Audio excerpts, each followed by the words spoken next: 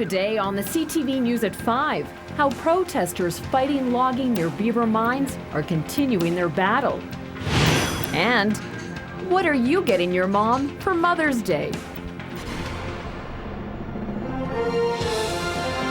CTV News with Jackie Scantlebury. Good afternoon. Logging protesters are continuing to rally for the protection of the Castle River Valley, even though logging has already started in the area. Several people who were picketing outside the logging company's open house say that it's not too late to change the plan. Alicia Fieldberg reports. Even though they've started, we haven't given up, we haven't gone away. Protesters of logging in the Castle River Valley say it's not too late for change. Some of the trees have been cut down, but picketers are still taking a stand. Unfortunately, logging did start despite all that, despite previous rallies and protests. But it's only the beginning of the logging program. 20 picketers protesting logging and 3 picketers supporting it rallied outside Spray Lake Sawmill's annual open house in Blairmore Thursday night. The company began logging the area in February and expect to continue for 3 years. A project spokesperson says the company's plan is to preserve the environmental and recreational elements in the area. We do reclamation of the roads and the trails when we're done. We do the reforestation. So try to think of it, in terms of what that's going to look like 10, 20, 30 years down the road.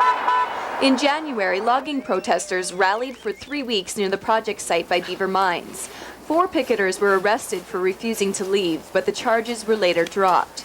The group recently filed a lawsuit saying the province failed to protect the area despite it being declared a special place. Right now it is a multiple use zone, which means we have a timber license that's been issued in there, and we've got operating plans for harvesting.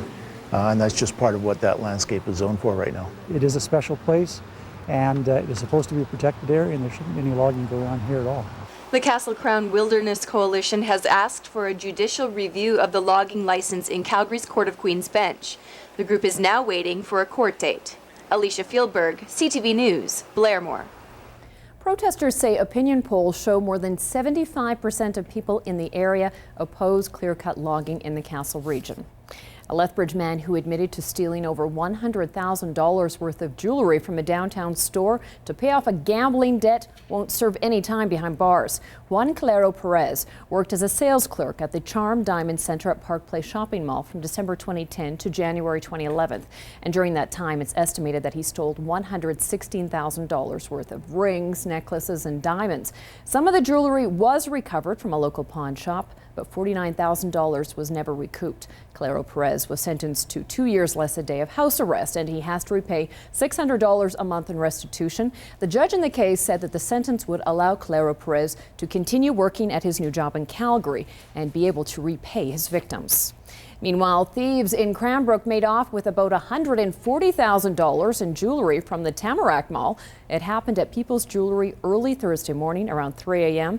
Police say security tapes show the robbery involved more than one suspect. Anyone with information on the robbery is being urged to contact either Cranbrook RCMP or Crime Stoppers. Meanwhile, the Blood Tribe Police have laid charges against one of their own jail guards for theft. A 35-year-old woman has been fired from her job as a civilian cell block guard and charged with theft under $5,000. It's alleged the former guard stole from a prisoner's belongings. The charges were laid after police reviewed internal surveillance video. The accused is set to appear in Cardston Court on May 28th. Her name has not been released. And 3 southern Alberta teens are in hospital after a car crash near Red Deer Thursday night. It happened near the community of Blackfalds. Police say a car that was allegedly stolen from Vulcan earlier in the day lost control, crossed the center line, and then went into a ditch where it collided with a tree. The 16-year-old male driver was flown to Edmonton Hospital by Stars, while 2 male passengers from Champion and High River were taken to Red Deer with serious injuries. Police say that alcohol wasn't a factor, but speed and driver distraction appear to be.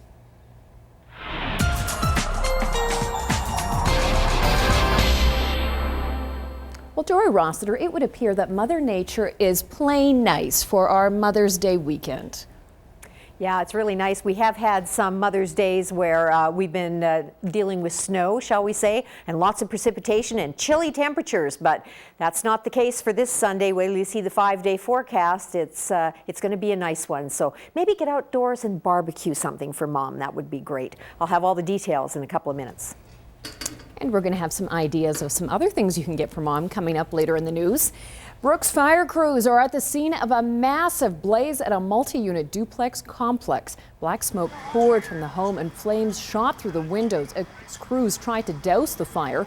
It started around 2 o'clock this afternoon in a complex in the north end of Brooks. Police say at this time it's unknown if everyone got out. The cause of the fire is under investigation. Lethbridge firefighters are learning how to protect themselves better in cases of an emergency. Firefighter Thompson, trapped on the second floor. Flashover conditions, looking for a means egress and side aid. Training officers from across North America are spending 4 days in the city as part of the Fireground Survival Program. Their job is to train trainers who will then teach other firefighters how to save themselves in a fire. Some of the skills they're learning include how to untangle themselves from a collapse, get through small areas, and do an emergency escape through an upper floor. Several firefighters are killed every year throughout North America. What we've done is we've sat down with different organizations and determined how are a lot of the firefighters being killed, and maybe there's a way that we can prevent that. So these are all skill sets that are based on line of duty deaths throughout North America. So we're trying to deal with that and hopefully reducing the loss of life for firefighters. The training program wraps up tomorrow. Well, to tweet or not to tweet? That was the question being asked today at Lethbridge College. The first of its kind seminar for Southern Alberta was convened in the hopes of better online communication in emergency situations. Officials from the city and county joined first responders and emergency personnel in discussing better use of social media tools like Facebook and Twitter. A range of guest speakers, including our own Daryl Rummold, spoke about how to relay information in a timely but accurate fashion amidst mayhem of events like the November wildfires. So there's a lot of messages that get out in the viral world, through social media, and what we're trying to do here is just to highlight what's the best way to get the real message out to the citizens and what we want them to do during an emergency. The seminar coincides with Emergency Preparedness Week here in Alberta. Some of Southern Alberta's brightest young minds are in Lethbridge learning about wind energy and using it to compete against each other. Go. Students from grade 8 to 12 are taking part in the Kid Wind Challenge. The competition is the first of its kind in Canada. It's part of Lethbridge College's International Wind Energy Academy. The students spent the last few months creating miniature wind turbines, and now they're being judged by a panel of local experts on design and how much energy they actually produce. Kids are just so innovative. They're so smart and so creative, and I think they often don't get enough credit for it. And we just want to give them a platform where they can just do whatever they want and be as creative as they want. So it's really personal for me. I take it quite seriously. The Kid Wind organization has taught close to 700,000 students about the merits of wind energy.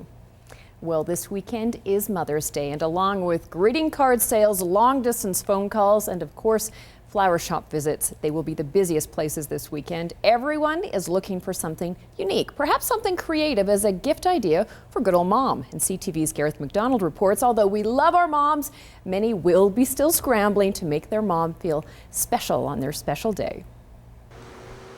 We're used to her treating us, but this weekend it's our turn to treat her. I actually just sent a package off to my mom, and I gave her this one, Tall and Dark. It's dark chocolate and sea salt. When it comes to shopping for mom, it's hard to go wrong with chocolate. Because moms are sweethearts, and they deserve something sweet. Sweet and deserving of their own day. Well, for all the sleepless nights, and just giving birth alone is definitely the big one. I'm feeling quite relaxed right now, actually. I'm past a relaxing day at the spa is always a popular gift for our hardworking moms. This ranks pretty high on my Mother's Day wish list. Tracy Siperick was enjoying an early Mother's Day pedicure today, but a gift certificate for a manicure or massage on Sunday would be all right too. Moms work hard. They should be appreciated all through the year. However, this is the one day that we can recognize the hard work that they do and treat them to a great day of pampering. Mama's gonna love those. Look at that. Of course, it wouldn't be Mother's Day without flowers, but Mother's Day flowers don't need to be cliche. There's all different ideas. Use your noodle. Use something that's a little different for your mom with some of the wonderful flowers that are available, because there's lots. One of the best gifts of all, though, are the ones that are handmade. I think she's gonna like it more than if I bought it. And this way, Claudia Castillo-Prent gets to put her own special mark on it. A gift from the heart deserving of a mom. Well, she's been with me through everything in my life, so I feel that I don't give her enough. So I really wanted to make her something. Gareth McDonald, CTV News, Halifax. Well, we wanted to know what you have planned to treat your mom on Sunday. Here's what some of you had to say. For me, Mother's Day is going to be about spending time with my two sons, so that's my plans. We might go to the mountains and do something special, but mostly just spending time with each other. I guess it just means like respecting your mom and thanking her for everything that she does for you as a child and as you grow up. Just thanking my mom for everything she does for me. She's a huge part of my life, so I just thank her for everything she does. So we might just kind of hang out at home, or else we might just head out and go for a drive in the mountains. I don't know. I'm gonna give her a call and tell her that I love her. I'm gonna have my mother come down from Calgary, and hopefully I'm gonna arrange a barbecue, and we're gonna have a great time, some cards, some flowers hopefully, and just enjoy Mother's Day overall. I like how we said arrange barbecue. I hope this means that she's not going to cook. While a perennial favorite returns to Exhibition Park this weekend, the Farmers Market opens for business on Saturday inside the West Pavilion. It's the only sanctioned Alberta Farmers Market in Lethbridge. Shoppers can expect to find crafts, fresh fruit and vegetables, all grown here in Canada. As we start earlier or in the middle of May, obviously there's a lot of the fresh vegetables that haven't come out of the ground yet, but, there are greenhouses around the area that will be here, and, it's just something that we look at all our shows that we do here, Ag Expo and Home and Garden and Farmers Market and Whoop Up Days. It's actually a social event for a lot of people. They know what they're coming for. The farmers market opens at 8 o'clock tomorrow morning. It runs through until 12:30. On the markets today, it closed pretty much the same that it's been all week, down.